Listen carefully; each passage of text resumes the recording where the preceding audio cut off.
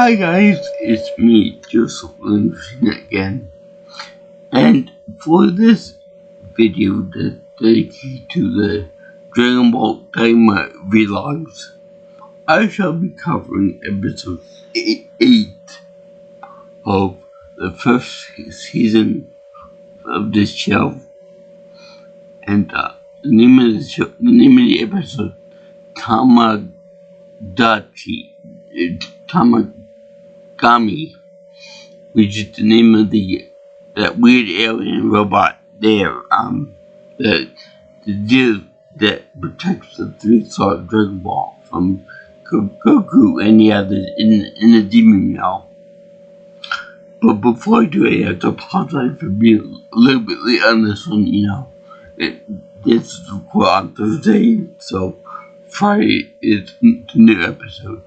I'm actually looking forward to it, because the action in this one was so good, and the comedy was actually pretty good. I like the way they humbled Vegeta in the end of the episode.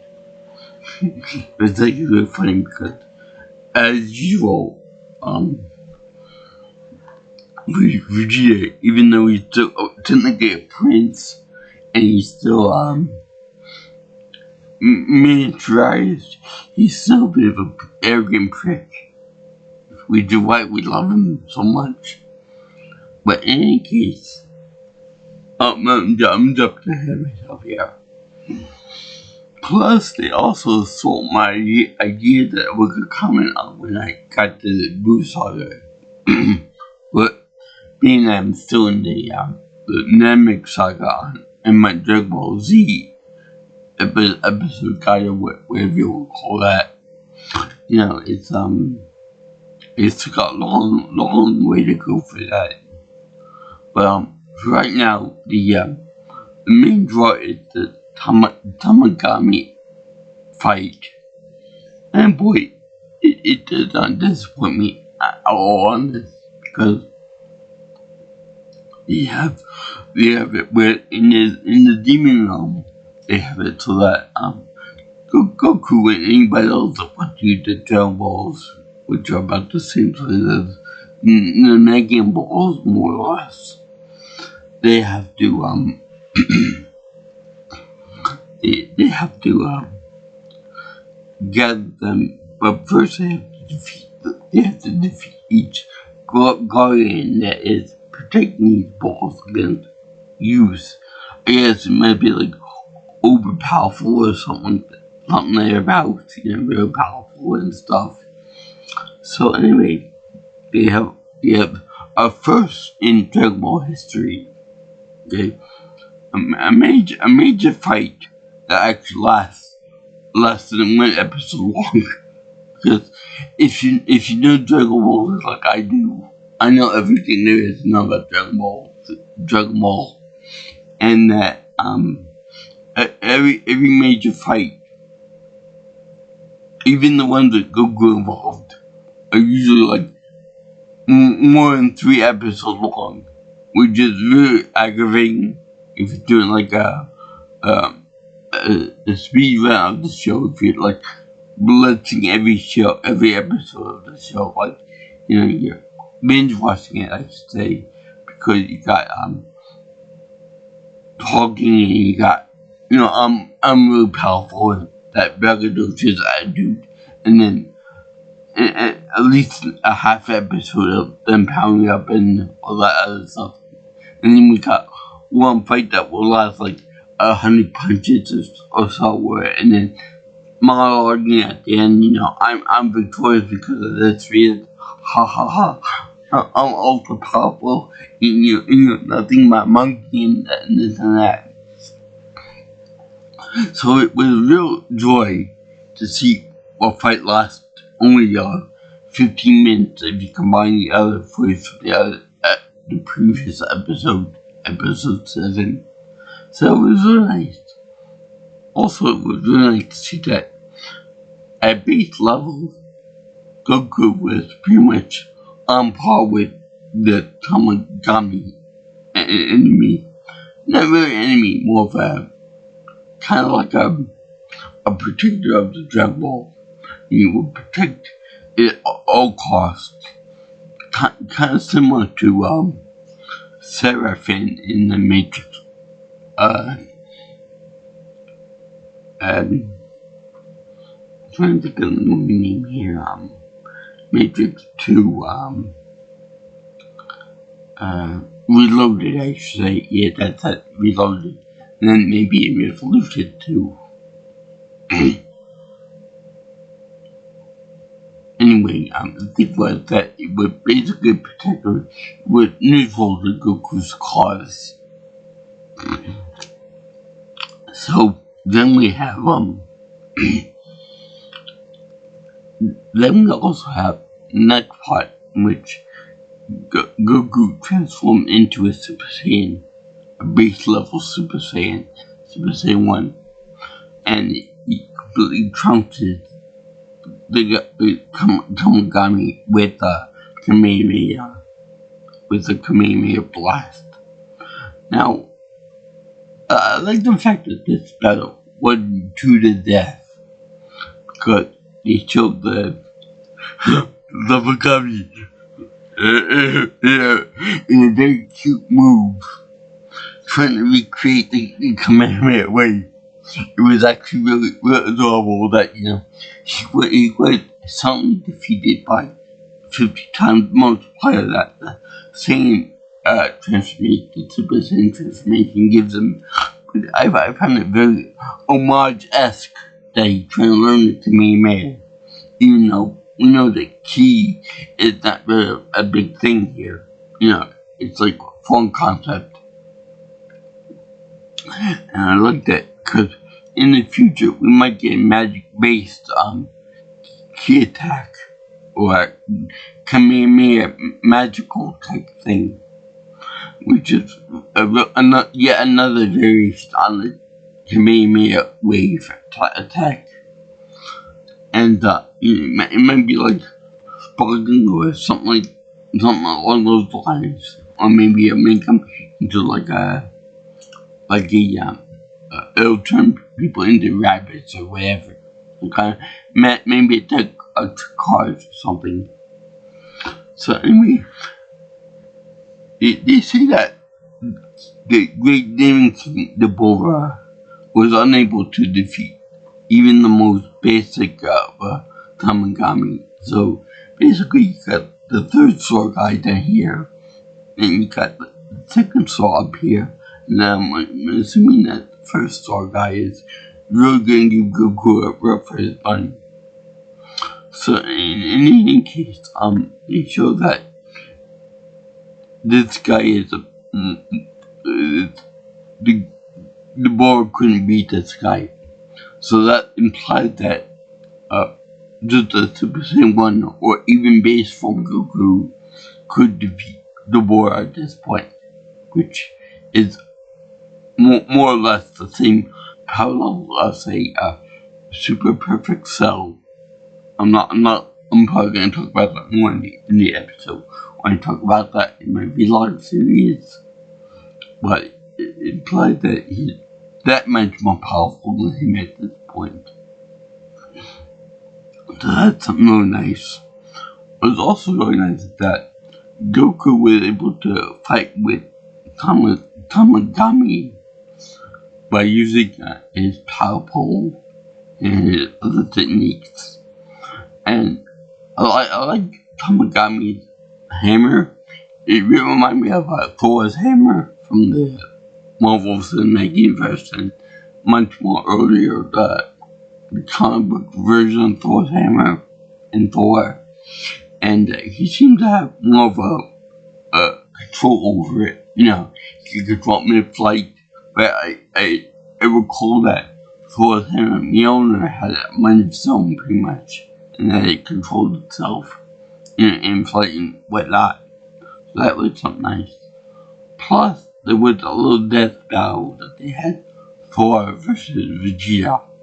That would have been a very fine fine thing to incorporate into this episode, but whatever. So, Tamagami and getting defeated suddenly. but he won't give the ball so easily. So he decided to have another challenge for Goku,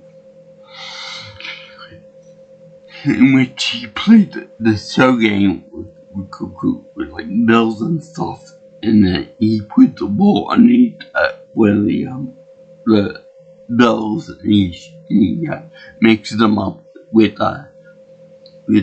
super speed, and he does like a game type of thing where if Goku gets which cup the ball is under, he gets it for permanent keeps. And it turns out that he fought a little bit dirty because at the end he threw the ball over the head of one of the spectators. Now, forget about the whole cheating thing. I view this as more of a childish type thing. I lost fair and square to even a fight, not to death, but I lost to in a fight. So you gotta do something else to win the ball back. Otherwise, you lose for good. Kind of like a 2 out of 3 in bad type situation. So luckily Goku could keep up with the ball because of his Super Saiyan eyesight, or maybe his regular eyesight. But still, we're kind of like almost cheating on the part of Tamagami to do that, especially for the fact that he threw the ball, last spin. Everyone is assuming that it will be just straight run, mix up and stuff. I'm just glad that it didn't happen like it did in the card game with Short Circuit, with some street guy with doing for the card and all that, and then Johnny Park got it right, and the street guy wouldn't pay him out. But whatever, he was all happy and thought that Goku actually won this. That could also be like a method by which the Tamagotchi robot tested Goku's heart or his soul, make sure it was pure, and that when Goku fought him, it was more for pure strength and more strategy and ability. And seeing him do that little card game, the little show game with the belts and the jug ball and stuff, it was more like to see if he was pure of heart, pure of intention. And that's what I think. So then they go into the ship, and they go into find out about where the next location to the ball is, which is fine. Now, one thing I got comment on is they eat food afterwards, and those things like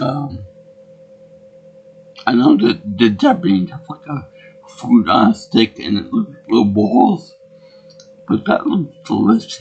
I'm sorry, they look like martini olives, like 3 martini olives on a toothpick. That looks delicious. And if it's good enough for Goku, it's good enough for me as well. So in any case, we find out that the Kai, I guess, Supreme Kai's sister, I forgot her name, I don't think it was given yet, but she, with the nice anime boobies, she is, they reveal her master plan, which I like all that much. I'll get to that in a second, but they reveal her plan as being, with Gloria's assistance. I think it was implied that she would take over the kingdom, and that he would be like a second in commander, or king maybe, whatever.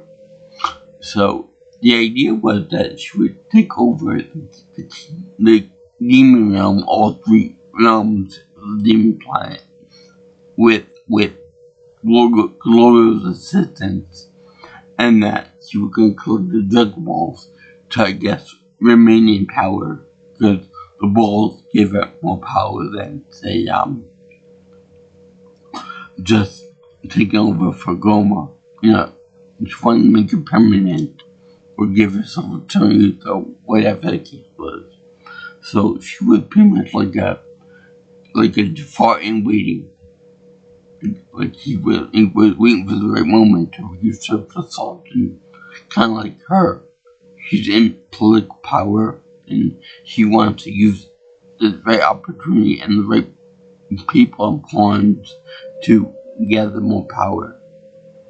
And she wanted to use a new version of Majin Buu as like an enforcer to make the creature more controllable and more powerful than what the original kid was. And they actually go to a new version of the original creator of the original Majin Buu, to do that power with. And also,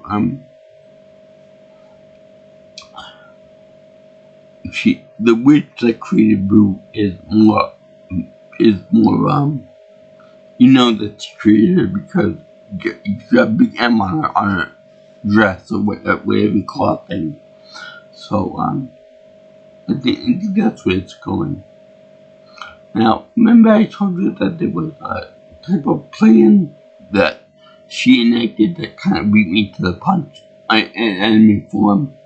Well, this is what I want to do for the whole Boo thing.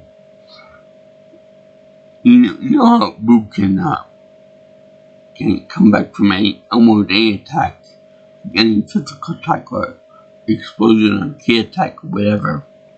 Well, I like to think that if Boo was smart, which he wasn't when he reverted back to kid Boo form, but if he was smart, he would take a piece of himself if he knew that there was a superior fighter or something along those lines, a real powerful fighter like Vegeta or Gotenks in Super Saiyan 3 and whatever.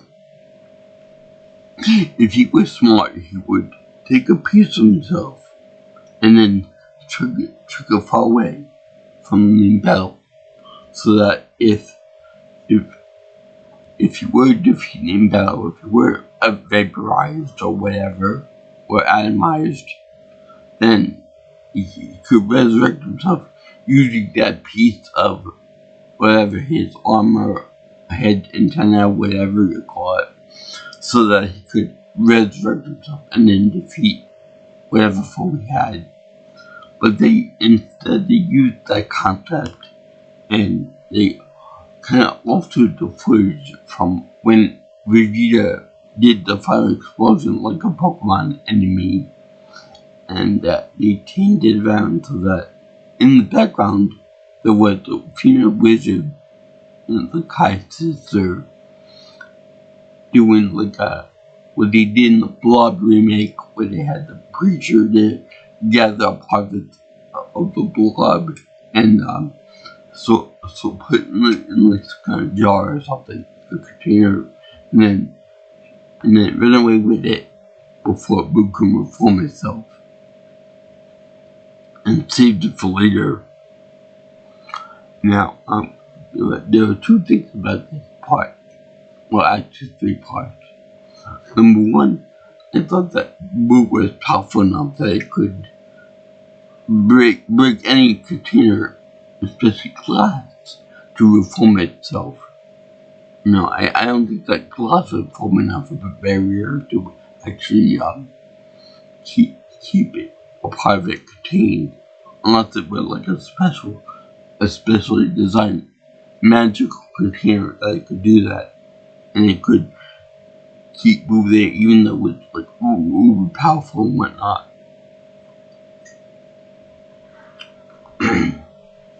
Number two, I don't like the fact that he said that, that he took the footage of Vegeta doing his ultimate sacrifice to try to kill this monster, this demonic presence on the planet Earth. And then we met in the background there was somebody else there. There was somebody else that was doing this. And it happened to be the Supreme Kai's sister or some other relative. You would think that the Kai would pick up on his own sister being there. And I don't like that because it messes with the continuity of the original song rather than just a camera angle, like camera footage for a different angle. You could see the actual other person that gathering the beats like that. In fact, I wouldn't be surprised if when Toriyama wrote this part, or if he did it all, that he got the idea from the Blood remake movie, because it would coincide perfectly with the timing available. Because the Blood remake came out in 1988, so I would assume that he would be able to watch that and then come up with the idea.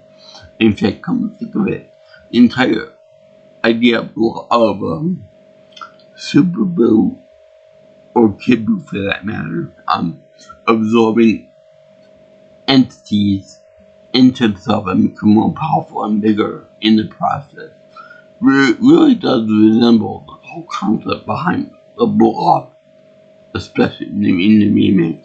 They're the right color, they got the same abilities, and they got the same gummy type movement plus moveset and texture, I'm sure. Also, speaking with the witch that created Boo and saying that, that Beverly couldn't do any of that stuff and that they wanted to control him and things like that. But more or less like how she tasted him. She tasted Boo and all that. Which I gotta think that the Boo that the pizza they gave her to taste was disgusting. Or it tastes like bubble gum. So anyway, the third thing that I want to say about this whole Majin Buu thing is that it's more recycling of powerful enemies from the show Dragon Ball Z. They did this with Frieza, and then they wanted to do it with Cell, and they did with Frieza again, with Black Frieza and Golden Frieza and all of that. Push it to go have Rainbow Frieza that can be angels and gods of destruction and stuff like that. But I don't like this idea. Come up with something new. Like GT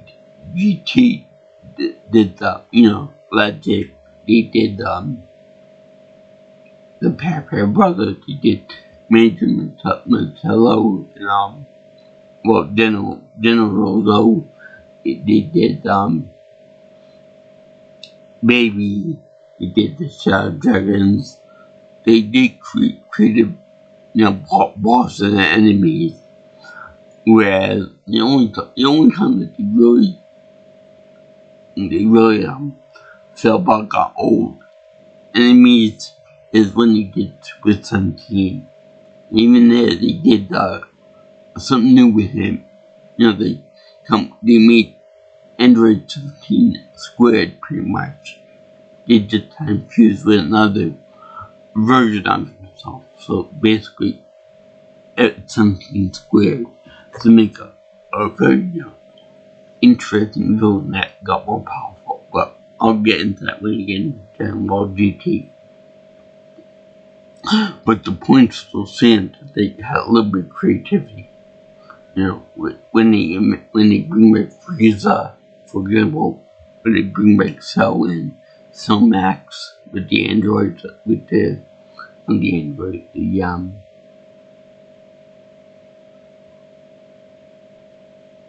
forgot what to call the robots.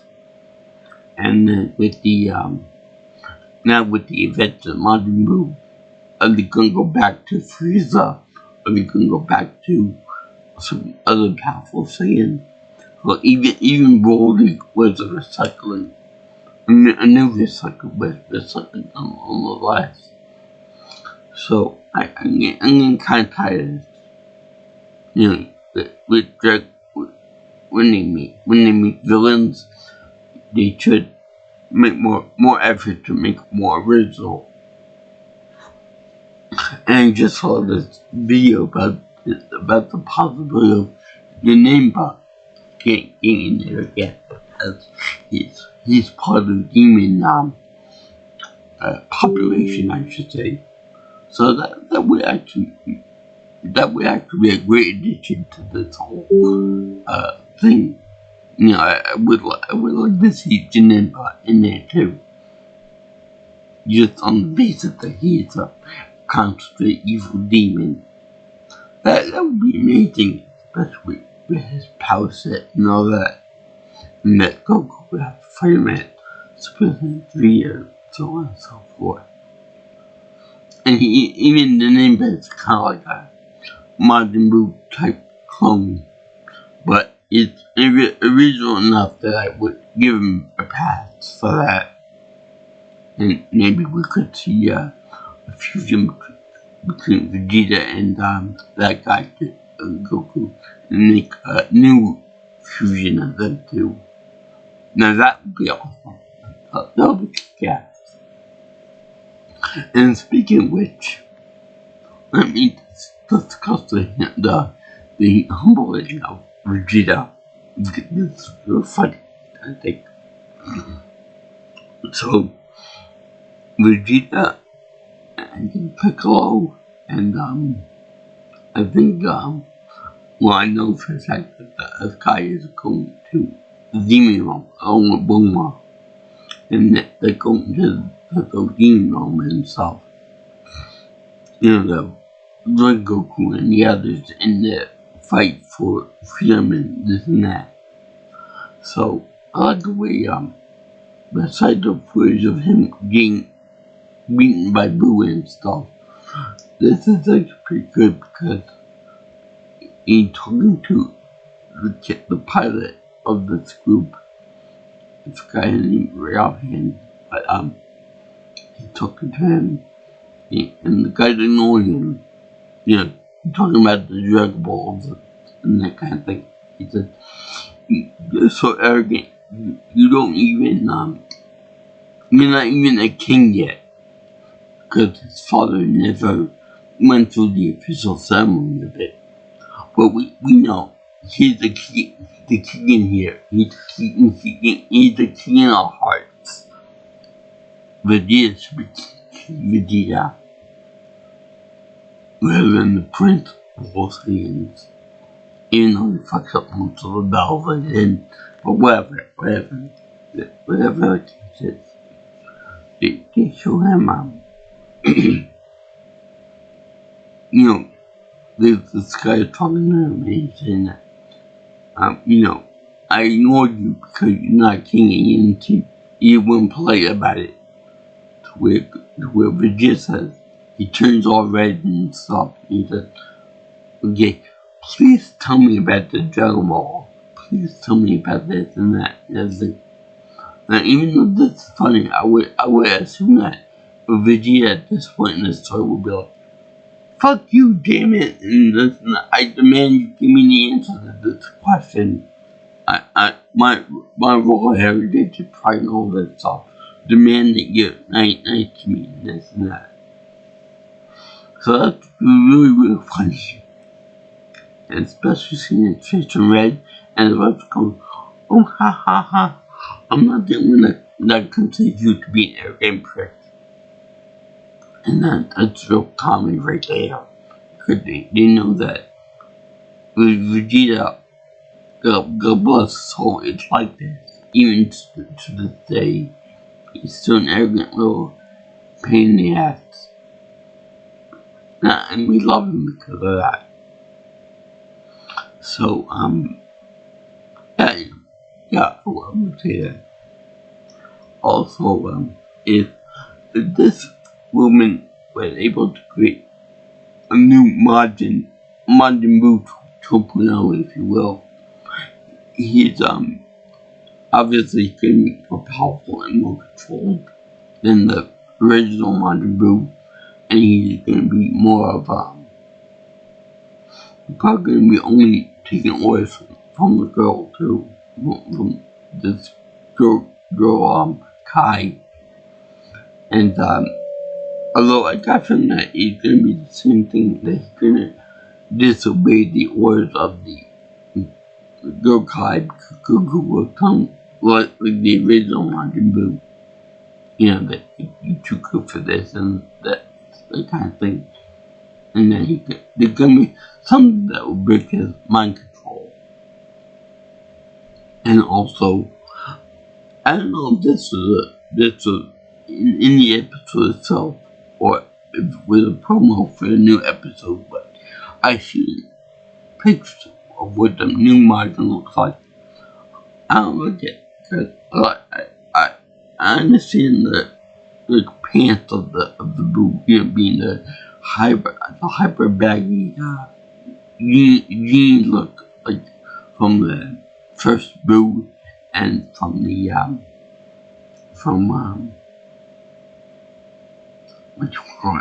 from the first Dragon Ball show where they had Bulma dressed like that as like a genie type princess. They're like a genie, but one thing I don't like is that I like the original Buu because it was simple in design, you know, with all pink. You know, I don't like it that much. You know, I'm not really that big a fan of pink. And I don't like the fact that this new Buu had like a golden head crest, and the golden head crest might be a reference to saying that it'd be 50 times more powerful than the original Buu, because it's you know, got higher power scaling. You know, that this monster that would obviously trump anybody in the demon realm at base form gotta be more powerful than Goku at base Super Saiyan. But in any case, I like it for another reason, and that be the headcrest, because the son of the headcrest looks like a Cyberman's head, a Cyberman's head from the first episode, from the first real Vegeta and Nappa fight. And consequently, with the whole eyebrow ridging that you do for the Majin, it looks like a giant penis. It looks like more of a penis than, say, the Lost Airbender Princess Yue hairstyle. Because even though that looked like a penis, nonetheless, it was still, you know, relatively ambiguous. There wasn't a hair split in the middle of it. But this guy has a giant split in his head that looks really funny, especially with the pink nature of his character, with the other pink parts. So basically, he looks like a giant Majin dick. That's what he looks like. Even more so than Majin Buu's elongated tentacle. And even more so than Super Buu's power up state, where he's about to self-destruct on Gohan. And he looks all veiny and powerful and stuff. He looks all stiff and rigid and things like that. I would like to see what happens when this new Majin Buu 2.0 powers up like that again, with all the veins and shit going on in his head. It's gonna be a pure disaster. I swear to Christ, it's gonna be so funny. Majin Buu with a head crest like that, power up all veiny and stuff. It's gonna look like a penis that's about to blow up. I swear to God, that's what it's going to look like.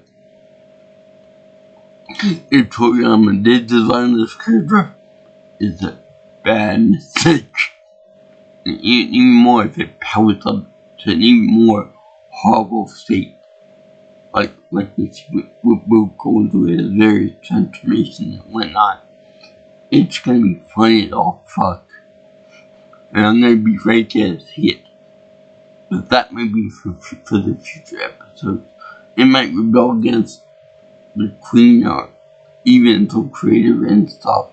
But it's just so damn funny to imagine that.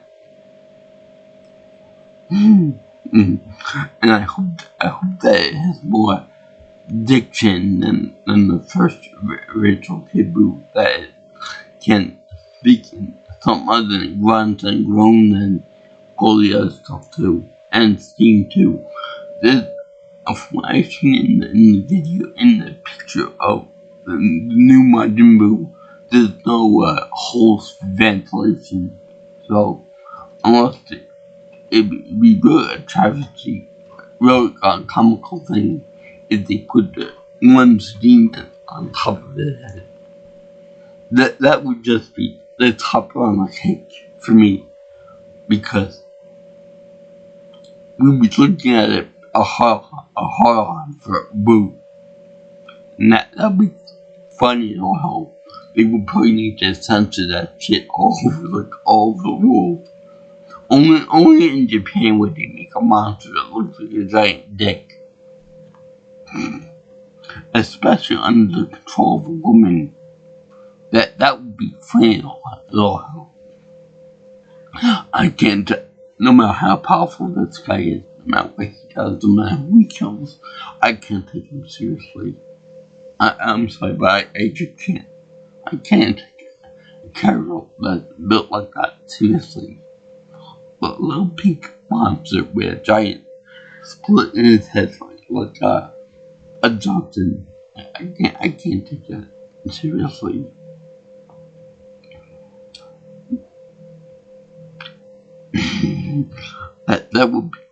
that would just be so damn funny. So I don't like the fact that they are second Buu. I don't like the fact they altered the show to have that Buu there. Vegeta's ultimate sacrifice. And what would the other one now? The sacrifice.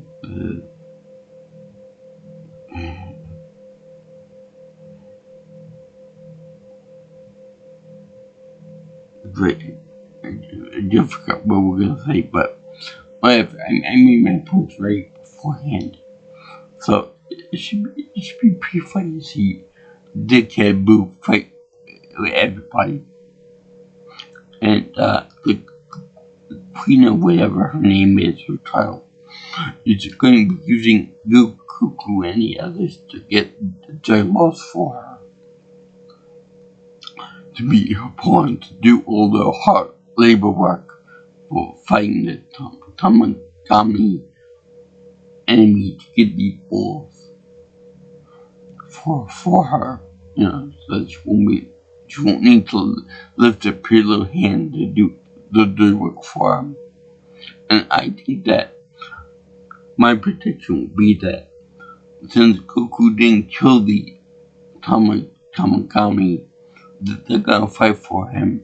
They're gonna fight with him to stop the evil Buu and the evil witches and wizards. Because they know the territory, they know the area. And they're very powerful on their own. So I think they're gonna fight for good in the billions, that kind of thing. And then they're gonna protect the true rulers of the demon, And Bulma even says at the end, we're going to a hotel with eating food, which the pilot says, yeah, we're going there. She goes, yeah, I can't wait to go there. I can't wait to go there with my husband and stuff.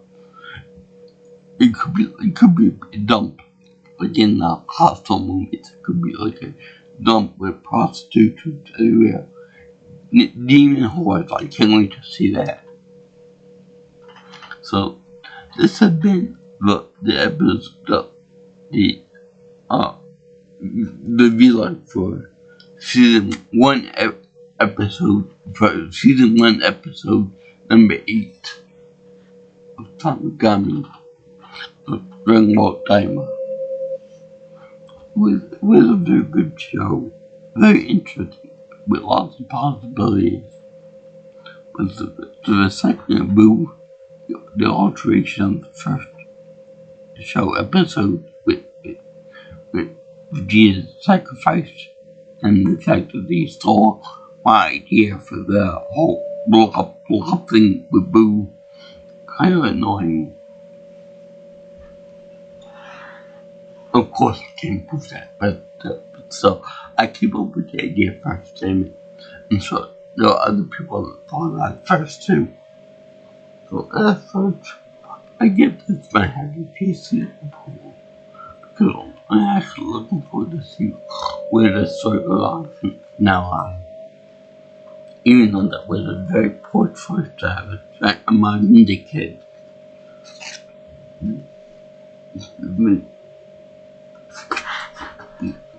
If you like what you see here, and want to see more of my videos and such, you can always like, comment, share, and more importantly, subscribe to my channel.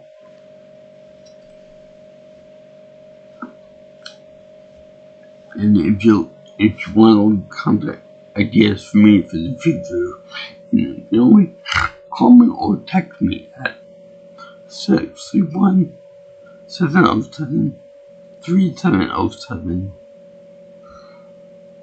You can find me on Twitter or X if you prefer at PNelsonPro. Also, you can reach me at my email address at jjviewingchannel@gmail.com. So, I salute you guys. My hat's off to Miss Toriyama, as well as the rest of the people at the studio. That I don't want to say Toro, but the rest of the people at Toei Animation, and I watch it. I like the show. Named the Akira, the Goku, and the Holy Commandment. Amen.